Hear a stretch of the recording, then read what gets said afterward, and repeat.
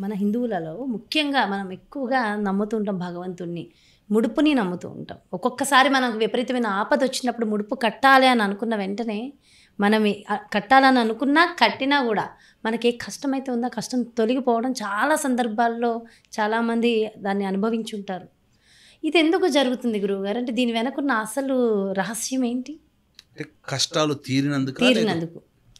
ఆ ముడుపు అంటే ముడుపు కట్టిన వెంటనే లేదా ముడుపు కడతాము అని అనుకున్న వెంటనే ఖచ్చితంగా ఆ కష్టం తీరుద్ది. దాని వెనుకున్న అసలు రహస్యం ఏంటనేది అర్థం కావట్లేదు. ఇప్పుడు మన సంకల్పం ఒకటి ఉంటుందమ్మా. ఉదాహరణకి భూ సంబంధమైన సంకల్పం, ఇల్లు కట్టుకోవాలి, స్థలం కొనుక్కోవాలి, లేదా ఏదైనా ఇల్లు కొనాలి అనే సంకల్పం. ఆ సంకల్పానికి కారకుడు ఎవరు? ప్రధానంగా ఆ సంకల్పం నెరవేరాలి అని అంటే విష్ణుమూర్తి అవతారమైన వరాహస్వామి, వారాహి అమ్మవారు కారణం కావాలి. సహజంగా పండితుల దగ్గరికి వెళ్ళినప్పుడు నీవు విష్ణుమూర్తిని ధ్యానం చేయవయ్యా, నీ కోరిక నెరవేరుతుంది అని అంటారు. అంటే ఏ కారకత్వానికి సంబంధించినటువంటి ఉంటుందో ఆ దేవతను ఉపాసన చేస్తే ఆ కారకత్వం ఫలిస్తుంది కదా. ఇది అలాగే సంబంధించింది ఇది కూడా. కాబట్టి ఏదైనా విష్ణు సంబంధమైనటువంటి ముడుపు కట్టాము, లేదా మన జీవితంలో అంటే ముడుపు కట్టడం అనేటువంటి దాంట్లో అంటే ఒక నమ్మకము, విశ్వాసము. దాంతో ఏమవుతుంది, మానవుడు మీరు ఇక్కడ సైంటిఫికల్గా ఆలోచిస్తే ఏ దేవతకైతే ముడుపు కడతాడో ఆ దేవత యందు పరిపూర్ణమైనటువంటి విశ్వాసము, నమ్మకంతో స్తోత్ర పారాయణం కానీ ఒక ఆశతో, ఒక నమ్మకంతో ఏదైనా పూజ చేస్తాడు. మామూలు సమయంలో చేసే పూజ కంటే పూర్తి విశ్వాసముతో, నమ్మకంతో చేసే పూజ 1000 రెట్ల బలాన్ని సూచిస్తుంది. అందువల్ల ఆర్ద్రమైనటువంటి హృదయంతో ఆ చేసినటువంటి విధానం వల్ల ఆ దేవత సంతృష్టి చెంది వెంబడే మనకు వరాలు ఇస్తుంది, అనుకున్న పని అవుతుంది. ఇప్పుడు రామకృష్ణ పరమహంసల వారు ఉన్నారు.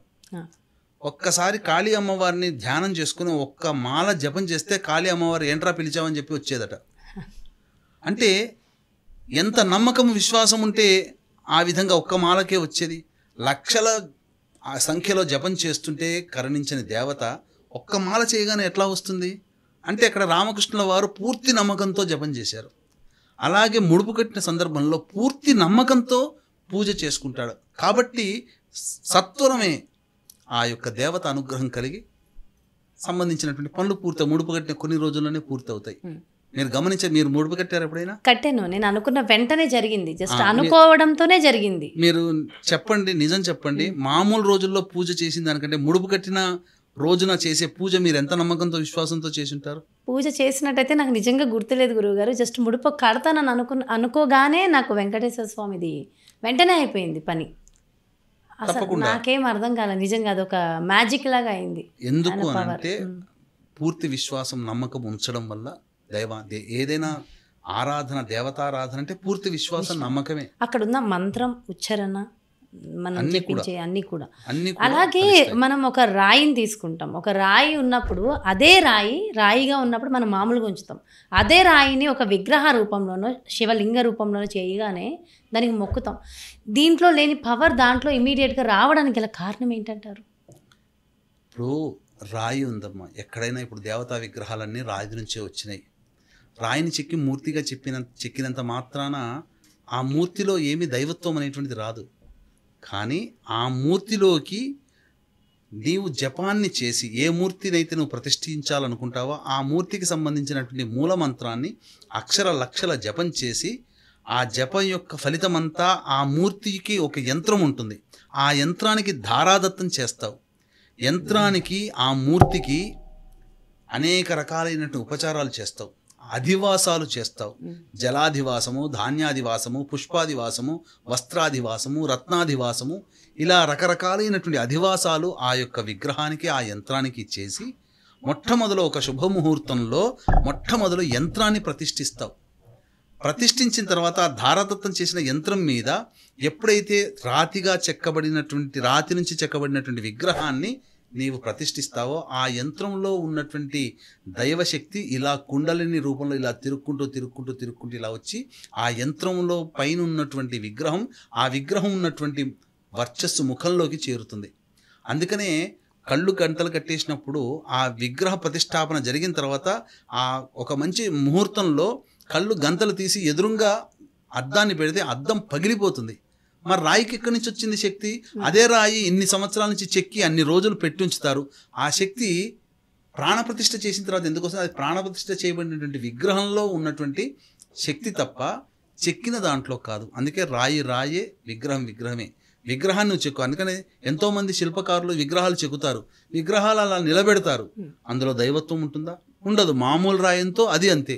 కానీ ఎప్పుడైతే మంత్రపూర్వకమైనటువంటి విధానంతో పూజాది కార్యక్రమాలు జరిపినటువంటి యంత్రాన్ని ముందు ప్రతిష్ఠించి ఆ యంత్రం మీద ఈ విగ్రహాన్ని ప్రతిష్ఠిస్తావో ఆ యంత్రం నుంచి వచ్చినటువంటి దైవశక్తి ఆ విగ్రహంలో చేరుతుంది. అప్పటి నుంచి ఆ విగ్రహం పలుకుతుంది. నేను ఒక ఊరిని చూసా గురువుగారు, కృష్ణా జిల్లా రేపల్లె దగ్గర ఉన్నటువంటి ఒక పల్లెటూరు. నేను వెళ్ళాను ఆ ఊరికి. అక్కడ ఒక ఆలయంలో ధ్వజస్తంభాన్ని ఎప్పుడు పెట్టాలనుకున్నా ఎవరో ఒకరు చనిపోతూ ఉంటారట. పొరపాటున కూడా ధ్వజస్తంభం పెట్టే సాహసం మాత్రం వారు చేయలేకపోతున్నారు. ఎందుకు ఇలాంటివి ఎందుకు జరుగుతాయి? ఇట్లా కొన్ని ఊర్లలో కొన్ని గ్రామ దేవతలకు సంబంధించిన ఆలయాల్లోనో లేదంటే ఇట్లా శివాలయాల్లోనో ఇట్లాంటివి కొన్ని జరుగుతూ ఉంటాయి. జాతరలు జరిగినప్పుడు కూడా కొంతమంది అనుకోకుండా బలైపోతూ ఉంటారు. అసలు ఎందుకు అంటే అక్కడ దేవుడి ఆగ్రహం ఉంటుందంటారా? ఎందుకు ఇలా జరుగుతాయి అంటే ఆ మొట్టమొదలు ఉన్నటువంటి దేవాలయ నిర్మాణంలో మొట్టమొదలు విధి విధానాలు ఆచరించేటప్పుడు ఒక దేవాలయంలో జరిగేటువంటి సంఘటనలకి అనేకమైనటువంటి విషయాలు మనం తీసుకోవాలి. మొట్టమొదటిది ఆలయ వాస్తు ఒకటి. రెండవది ఆ ఊరికి ఆ ఆలయం ఉపయోగపడుతుందా లేదా అనేది చూసుకోవాలి. ఇప్పుడు విష్ణు ఆలయాలన్నీ ఒక చోటనే ఉంటున్నాయి, శివాలయాలు ఒక చోట ఉంటున్నాయి. కానీ అన్ని పక్కపక్కనే ఎక్కువగా ఉన్నటువంటి సందర్భాలు తక్కువ. ఒక్కొక్కటి ఒక్కొక్క దానికి ప్రసిద్ధిగాంచింది. మరి అక్కడ ఆ ఊరికి ఆ ఆలయం సరిపోతుందా లేదా ఆయం చూసుకోవాలి. మూడవది ముఖ్యంగా ఆ ఆలయ ప్రతిష్టాపనకి పెట్టబడినటువంటి ముహూర్తంలో ఏమన్నా లోపం ఉంటే ఇలాంటి సంఘటనలు జరుగుతుంటాయి, తప్పదు. అందుకని మీరు గమనించుకున్నట్లయితే కోణార్క్ దేవాలయం ఉంది కదా, అందులో శిఖర ప్రతిష్ఠ చేయలేకపోయారు. అందుకని అది అలాగే ఉండిపోయింది. అక్కడ అందులో ఉండేటువంటిది ఏది, అందుకే పూజలు జరగవు అక్కడ. కాబట్టి అందుకని మీరు గమనించుకుంటే ఏదో లోపము ఆ యొక్క దేవత విగ్రహ ప్రతిష్టలోనో ఏదో జరిగి ఉంటుంది. లేకపోతే తెలియకుండానే ఏదో ఆ ప్రదేశము లోపభూయిష్టమైనటువంటి ప్రదేశం అయి ఉంటుంది. పిశాచ రూపాన్ని పొందినప్పుడు అక్కడ ఆ విధంగా ఉంటుంది. ఆ విధంగా అందుకనే కొన్నిసార్లు అంటే ఆ దేవతే కోరుకోకుండా ఉండవచ్చు కాక, మీరు అది గమనించుకుంటే ఆ దేవతకే ఆ సంబంధించినటువంటిది ఇష్టం ఉండకపోవచ్చు.